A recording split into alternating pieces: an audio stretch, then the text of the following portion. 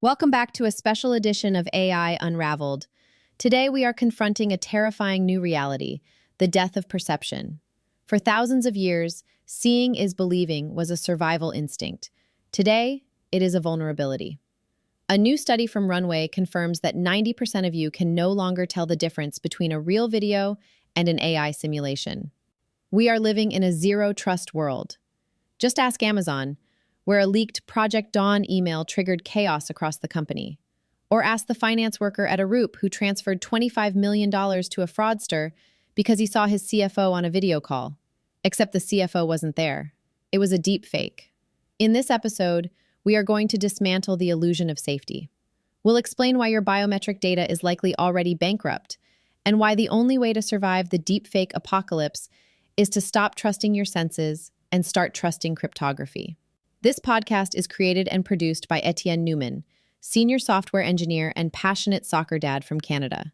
Now, let's unravel the truth. Welcome back to the Deep Dive. It's Sunday, February 8th, 2026. And, usually when we sit down for these, I feel like I've got a decent grip on the state of things. But looking at the dossier we have in front of us today, the world feels fundamentally different than it did, even 6 months ago. Oh, absolutely. We are officially in the zero trust era. And that's not just a buzzword anymore, is it? No, not at all. It's the operating reality. I mean, if there's one single takeaway from today's deep dive, it's this. The whole idea of seeing is believing is dead. It's officially over. We're calling this special investigation AI Unraveled. And that feels right because that's what's happening to our perception of reality. It's unraveling. And the main source we're digging into is a research dossier titled Deepfake Apocalypse, Zero Trust Security. And I have to say, some of the contents are genuinely terrifying. They are, and we're going to get into it. We're going to talk about the $25 million heist that basically rewrote the book on corporate security. We're going to look at the absolute chaos inside Amazon with this Project Dawn leak. But before any of that, we have to start with the numbers. Because the numbers, they tell a story I don't think most people are actually ready to hear. The numbers are bad. They're worse than bad. They're catastrophic. Okay, so let's jump right in there. January 2026, we're talking about just last month, a huge study comes out on deepfake detection. This is the Runway Gen-4.5 model research. And we've been tracking generative AI for years. Right, from the really early, blurry Will Smith eating spaghetti days. But this study, this feels like the tipping point. It absolutely was. And we need to be really clear about the methodology here because a lot of these studies can be flawed. They'll show people low-res fakes or they'll use participants who don't really know what to look for. Yeah, so not primed for it. Exactly. This one was different. It took over 1,000 people and showed them this mix of authentic, high-fidelity video footage and AI-generated content from the brand new Gen 4.5 model. So we're not talking about those stylized images like the Pope in a puffer jacket that were obviously fake. No. These were photorealistic, state of the art. And the question was so simple. Is this real or is this fake? And the result, humans, are now only 57.1% accurate at spotting deepfakes. 57.1%. Let's sit with that for a second. That's barely better than a coin flip. It's statistically insignificant from random chance. Think about that. If I showed you a video of your boss or a news clip from a war zone or, the security feed from your own front door, you have a roughly 50-50 shot of guessing if it's reality or if it's just generated by a server farm somewhere. That's insane. And we're not just talking about grainy UFO videos. This is high-fidelity human interaction. But what really got me in the notes was the breakdown, the category breakdown. I always assumed, okay, we'd be bad at spotting a fake landscape, but we'd be good at spotting living things. The data says the opposite. It's fascinating and it's terrifying. The study shows that for animals and architecture, human detection is actually less than 47%. Less than? Wait, so you're worse than random? You are statistically more likely to get it wrong than right. So if I'm looking at a picture of a building or a video of a dog, I'm more likely to guess incorrectly. Precisely. And for faces and hands, the very things we are biologically wired to recognize and scrutinize, our accuracy is only hovering between 58 and 65%. But that was always the tell. The hands. It was always the hands. Too many fingers, the joints were weird. And that's the point. The technology has evolved faster than our heuristics, that uncanny valley we all used to rely on, that gut feeling that something is just a little off. Yeah, that creepy zombie-like quality. It's gone. It has been bridged. And not by better animation, but by pure mathematical refinement. The diffusion models have figured out the subsurface scattering of light on human skin. They've figured out the microsaccades of how eyes move. The tells are gone. There was a stat in there about so-called reliable detectors. Yeah, the people who were actually good at this, because I like to think, I'd be one of them. Of course, everyone thinks that, but the data says otherwise. Only 9.5% of the participants in this massive study achieved accuracy greater than 90%.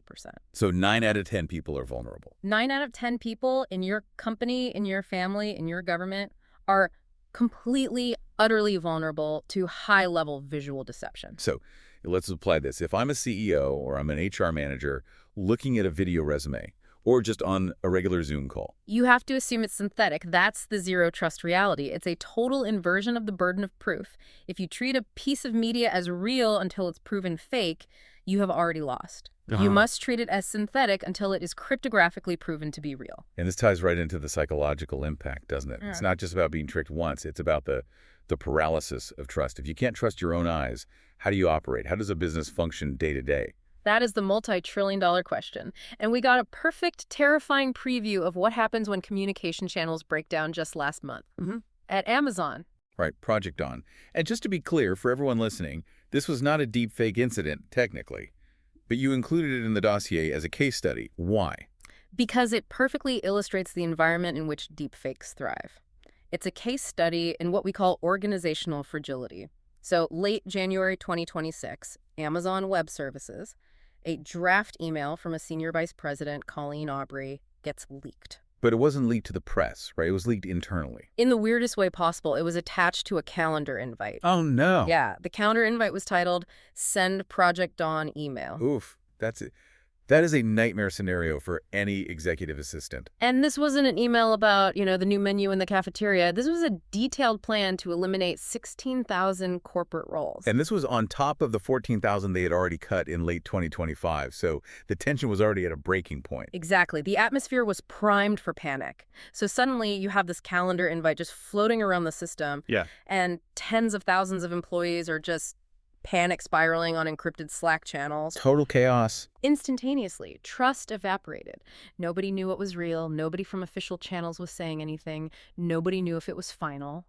And the point you're making here is that in an environment that volatile, that confused, you don't even need a perfect state-of-the-art deepfake to cause absolute mayhem.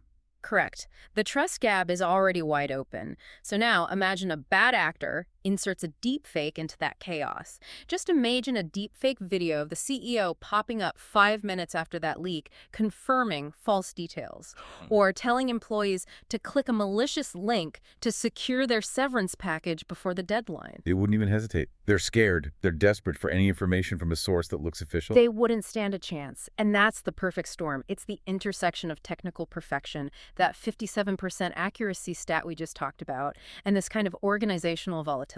We are sitting on a powder keg, and AI is the match. Speaking of powder kegs, we have to talk about the heist, the Arup incident. I read through the full report on this, and it honestly reads like a William Gibson novel. It's cyberpunk. This is the one. This is the case study that will be taught in every cybersecurity textbook for the next decade. It's the moment the theoretical threat became a $25 million reality. Okay, so set the scene for us. This happened in Hong Kong. A finance worker at a huge multinational engineering firm, Arup. And this poor employee, they were targeted with what we're now calling orchestrated deception.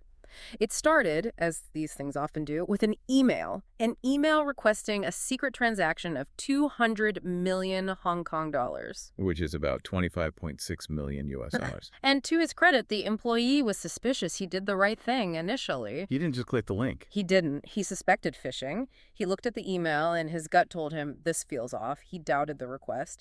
But then the attackers played their ace. They set up a video conference call. The classic, hey, let's just hop on a quick video call to clear this up. That is the standard operating procedure for verifying something. It was. Until that day, it was the gold standard.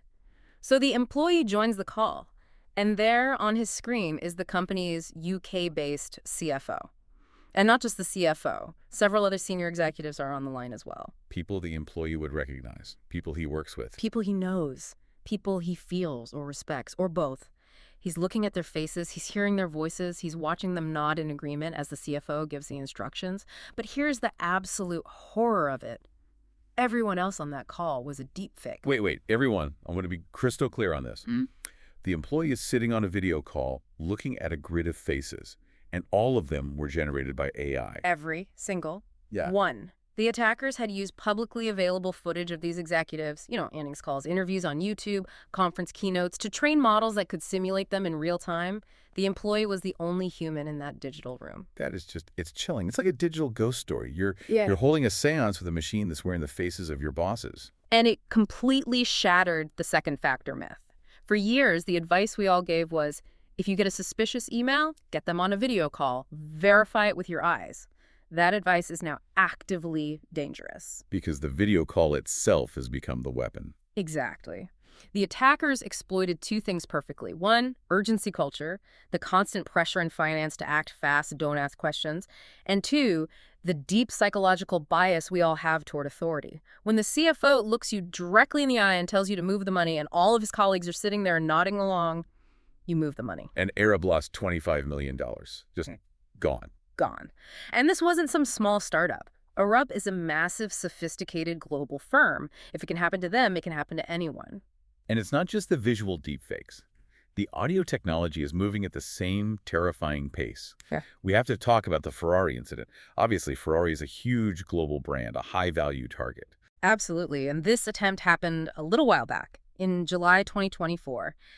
Thankfully, it was an attempt, not a success, but it shows just how sophisticated the audio side of this has become.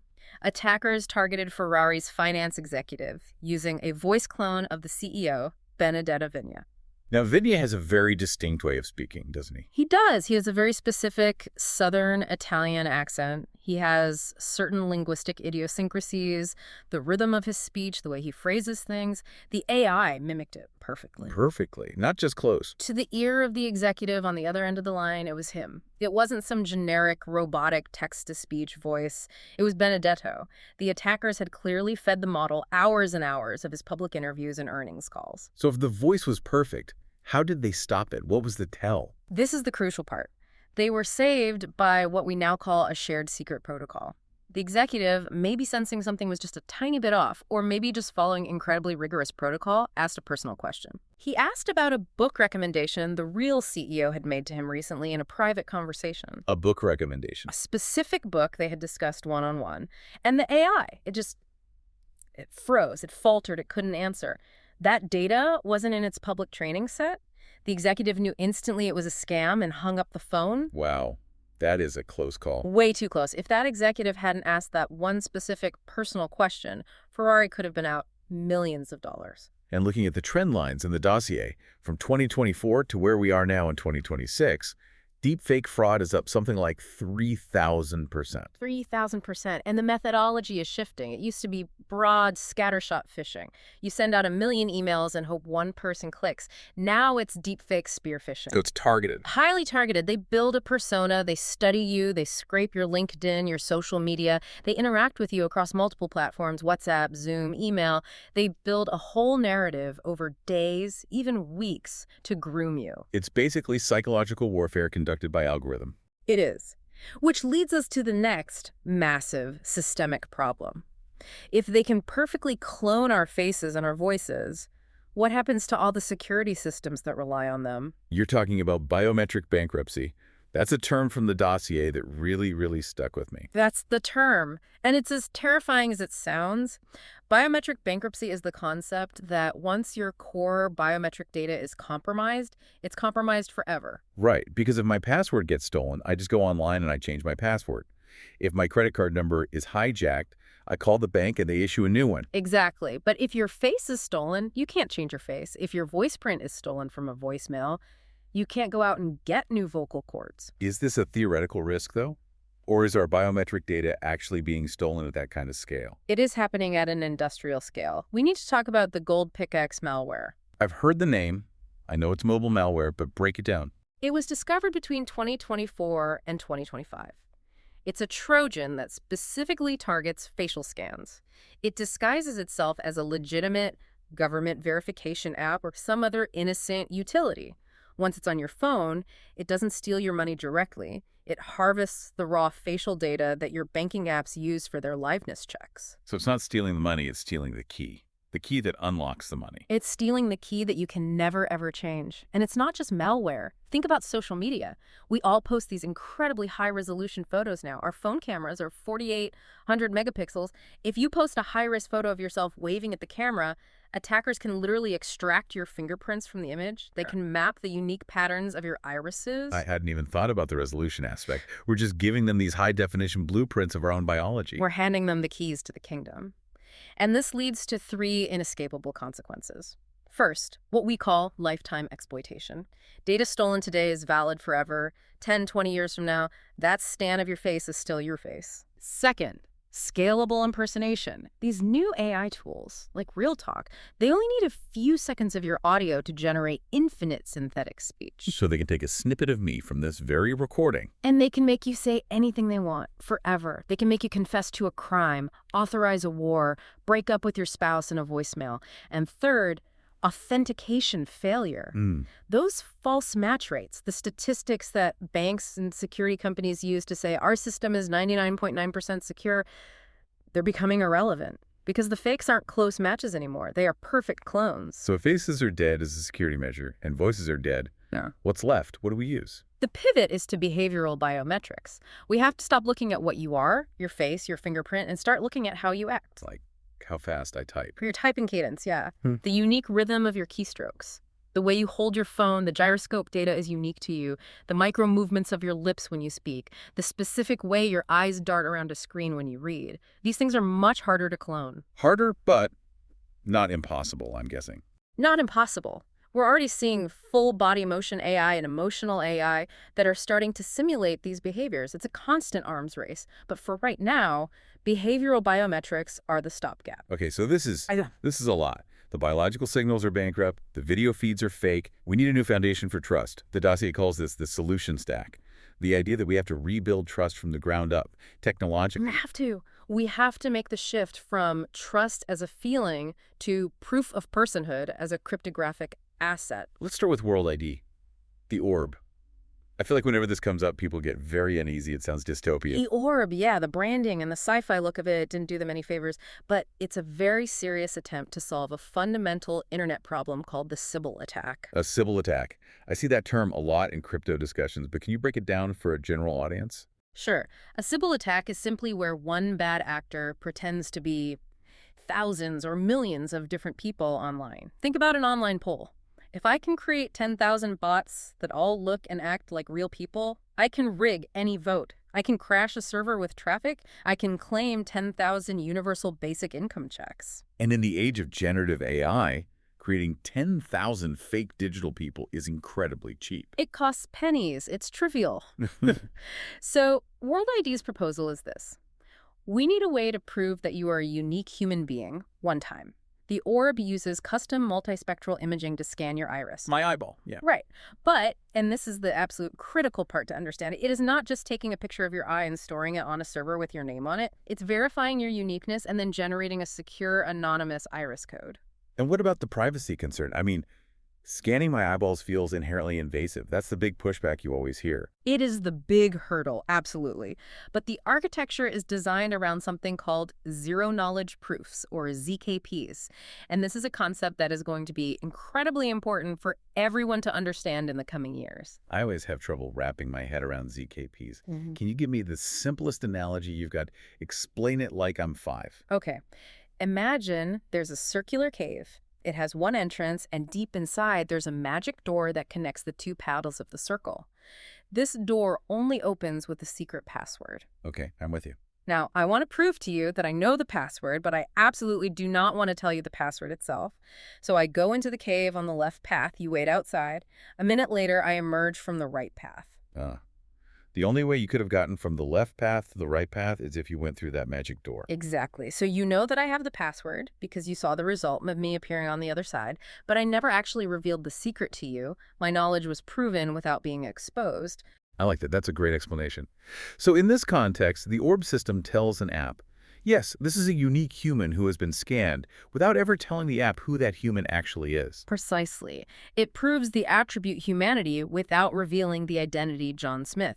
It's designed to protect your privacy while proving you are not a bot.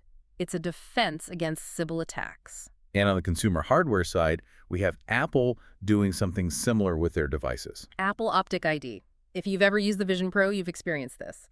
It's designed to secure the interface between the human and the spatial computer. Is it basically the same technology as the orb? It's a similar concept, but a different execution. It uses the secure enclave and the neural engine on the chip itself. It uses something called spatiotemporal modulation. It's basically projecting and reading unique patterns of infrared light onto your eye to ensure it's looking at a real, living eye, not a screen or a high-tech mask. So it's another form of liveness check. A very, very advanced one. Apple claims the false match rate is less than 1 in a million. But here's the key limitation. Optic ID secures your session locally. It unlocks your device. It authorizes a payment. It doesn't necessarily prove who you are to a remote participant on a video call in a cryptographically signed way. Not yet. Which brings us to the content itself. If I get a video of the president or an email from my CEO, how do I know it's really from them? That's where C2PA comes in. C2PA. The Coalition for Content Provenance and Authenticity. This, to me, is one of the most crucial pieces of the puzzle. The simplest way to think about it is as a nutrition label for digital media. I love that analogy. It's like the ingredients list for a digital file. Exactly. When a video is created, if the camera or phone is C2PA compliant, it creates a manifest the second the file is born. It makes a series of assertions. This video was filmed on this specific Sony camera at this exact time at this GPS location, and then this is the key. It cryptographically signs that manifest. Like a digital wax seal on a letter. A seal that shatters if you change a single pixel of the video. If someone takes that authentic video and uses AI to change the words coming out of a person's mouth, the signature breaks.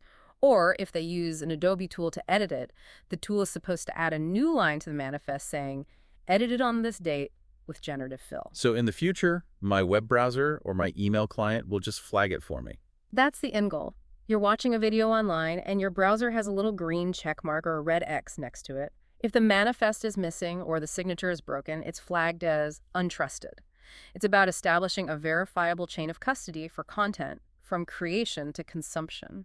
So a CEO would have to sign their all-hands video address. Yes. And if the video you receive doesn't have the CEO's verifiable cryptographic signature attached to it, you treat it as a deepfake. Period. No questions asked. But all of this technology, it takes time to roll out.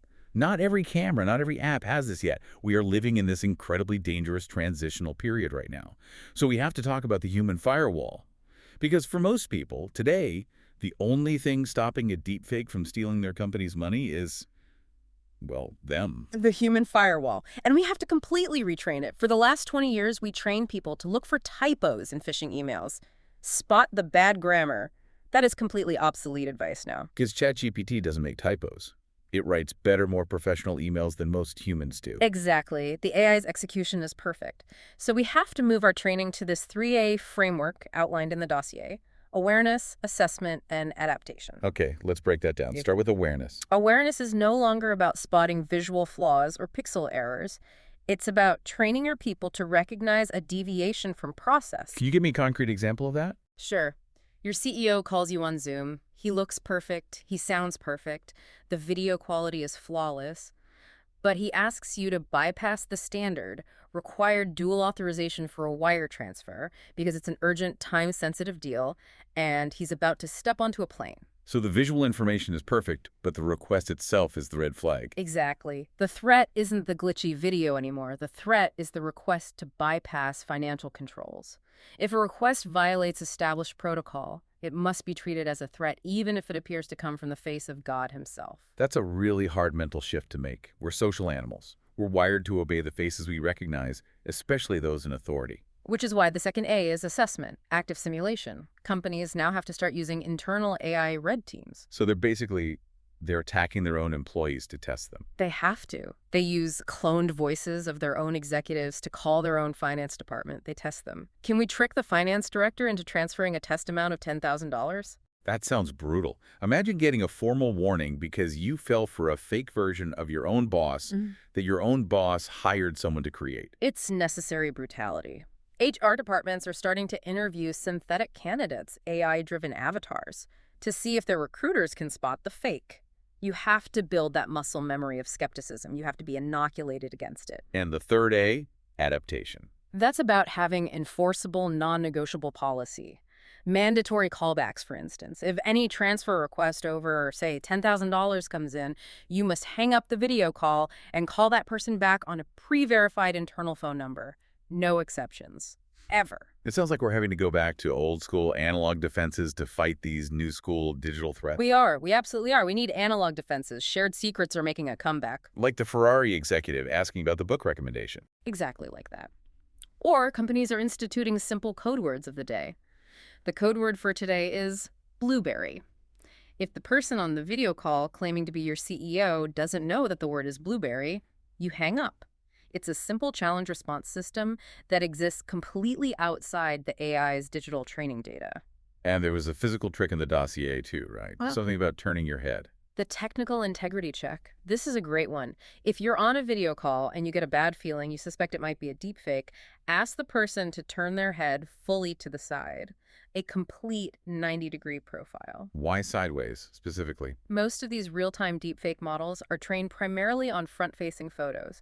Think about it. LinkedIn profile pics, corporate headshots, press photos, they don't have nearly as much training data for the side of the head, the ear, the jawline from that angle. Yeah. When the face turns a full 90 degrees, the alignment of the digital mask often breaks. It glitches. The mask slips. That's fascinating. Or you can ask them to slowly wave their hand in front of their face. The hand wave test. Right. The AI often struggles to correctly render the occlusion, the hand passing over the features of the face. It gets confused about whether the hand should be in front or behind, and sometimes it will render the fingers blending into the cheek in a really unnatural way. It's like asking a potential vampire to look in a mirror. You're looking for the thing that breaks the illusion. That's exactly what it is. We are hunting for monsters in the machine. And until the cryptographic tools like C2PA are ubiquitous, these simple analog tricks, waving your hand, asking for a code word, are one of the only shields we have left. So the humans are fighting back. But there are also enterprise tools coming online. This market is exploding, right? It's growing at 34% annually. These deepfake detection platforms are the new antivirus software. So who are the big players in this space? You have companies like OmniSpeech. They're building integrations directly into Zoom and Teams. They give you a little traffic light system on your call, red, yellow, green, analyzing the audio in real time for synthetic artifacts. So I could be on a call, and a little red light just pops up on my screen warning me the audio I'm hearing is likely synthetic. Exactly. It's looking for tiny artifacts in the waveform that the human ear can't perceive. Then you have Reality Defender, which does multimodal screening of video, audio, and images. And newer startups like QGPT. Yeah, they're combining behavioral biometrics with a human-in-the-loop verification service. So for really high-stakes decisions, the AI makes a detection, but then it's reviewed by a human expert before the final verdict is given. Because sometimes you still need a human to catch a robot. And then, of course, there's the legal hammer that's finally coming down. The EU AI Act, for instance. The regulations are finally starting to catch up to the technology. They are, and they're mandating the labeling of AI-generated content. But more importantly, the compliance risks are forcing companies to take this seriously. It's not just about the risk of losing money to a scammer anymore. It's about massive AML, anti-money laundering, and KYC know your customer fines. Right. If a bank onboards a new client using a deepfake video, and that account is used to launder money, the bank is on the hook. The fines can be hundreds of millions of dollars, and that's not even touching on the reputational damage. If a fake video of your CEO announcing a phony bankruptcy goes viral, your stock will tank in minutes. We saw a preview of it with that fake Eli Lilly tweet about insulin years ago, but now imagine it's a photorealistic video of the CEO saying it. Uncontrolled market volatility. Exactly. So the entire world of corporate governance is having to pivot. We're moving from reactive to proactive. We're seeing the adoption of distributed ledger technology, blockchain, for creating immutable audit trails of every major decision.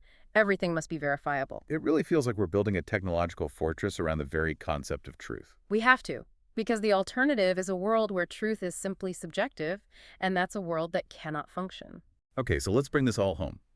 We've covered the horror of the runway stats, the audacity of the Arup heist, the total collapse of biometrics, and the slow rise of a new stack of cryptographic truth. What is the final verdict here? The verdict is that the zero-trust era is not coming. It's here. The deepfake apocalypse isn't some future sci-fi scenario. We are living in it right now. But it doesn't have to mean the end of communication. It just means the end of unverified communication. Precisely. The key to survival in this new world isn't about having better eyes or sharper ears. You cannot train your senses to beat the algorithm.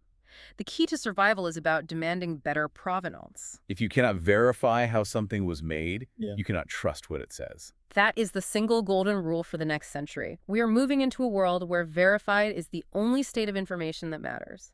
Trust was once a human emotion. It was a gut feeling, a bond, a handshake. Now, trust is a string of cryptographic signatures. It's a hardware signal from a secure enclave.